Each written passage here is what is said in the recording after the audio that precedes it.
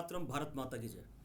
Supreme court ने आज वसीम रिजवी की उस याचिका को खारिज कर दिया है जिसमें उन्होंने उन 26 आयतों का जिक्र करा था जिसके कारण देश ही नहीं पूरे विश्व भर में हिंसा फैल रही है। आज ये इस याचिका को खारिज करना और वसीम रिजवी जी पर 50,000 रुपये का जुर्माना लगाना ये साबित करता है कि इस देश का जो लोकतांत्रिक ढांचा है वो ठीक तरीके से काम नहीं कर रहा है। वो लोकतांत्रिक ढांचा केवल और केवल एक समुदाय को खुश करने के लिए काम कर रहा है और दूसरे समुदाय को पीड़ित करने के लिए काम कर रहा है। इस देश के अंदर आपको जानकारी है कितनी बार हिंदू आस्थाओं के साथ खिलवाड़ करा गया है और इसी सुप्रीम कोर्ट के अंदर सुनवाई हुई है। चाहे वो विषय भगवान श्री राम के अस्तित्व का हो, चाहे विषय सबरीमाला का हो, चाहे विषय जल्लीकट्टी का हो, चाहे विषय दीपावली के पटाखों का हो, चाहे विषय होली के रंगों का हो। सैकड़ों ऐसे मामले हैं जिस पे सुप्रीम कोर्ट ने सुनवाई करी है।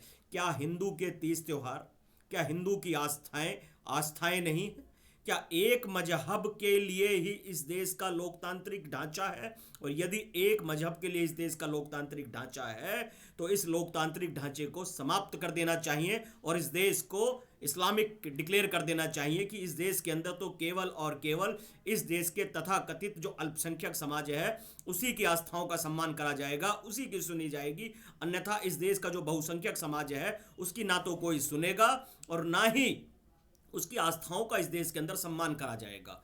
मैं इस फैसले से बहुत पीड़ित हूँ। इस फैसले के खिलाफ मेरा मन है और मैं स्वयं भी हूँ। वसीम रिजवी जिसने इन 26 आयतों को लेकर ये PIL डाली थी, आज उसकी जान को खतरा है। वो अंडरग्राउंड है, उसके घर परिवार ने उसको बेदखल कर दिया है केवल किस लिए कि उसने सत्य बताने का प्रयास करा। क्या इस देश के अंदर सत्य बताना इतना खतरनाक है कि किसी का भी सर कत्ल कर दिया जाएगा, किसी का भी सर कलम कर दिया जाएगा, उसकी हत्या कर दी जाएगी?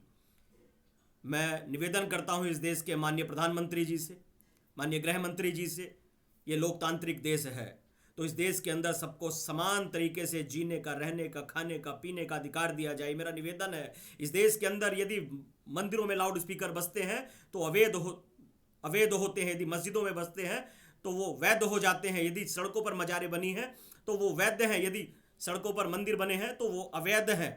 ये कौन सा लोकतांत्रिक ढांचा है? मान्यवर इस पर ध्यान दीजिए और इस देश के बहुसंख्यक समुदाय की रक्षा कीजिए। माननीय प्रधानमंत्री जी, हमें आपसे बहुत बहुत बहुत उम्मीद है। जय श्री राम, वंदे मातरम, भारत माता की जय।